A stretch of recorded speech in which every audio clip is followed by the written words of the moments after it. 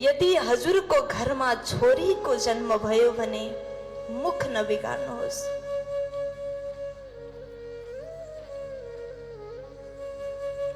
और छोरीले यदि आमा बाबालाई पाल्न मिल्ने भए, छोरीले आफ्ना माँ बापलाई माता पितालाई आफूसँग राख्न मिल्ने भए यो दुनियामा यो नेपालमा एक पनि वृद्धाश्रम हुँदैन थियो होला।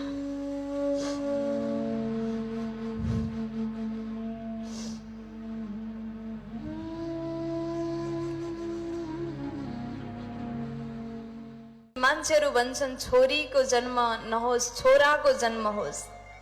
हाम्रो समाजमा छोरा जन्मियो भनेदेखि खूब खुश हुन्छन्, आमा बाबा प्रसन्न हुन्छन्, पूरा मोहल्लामा पूरा गाउँमा लड्डु बाँटिन्छ।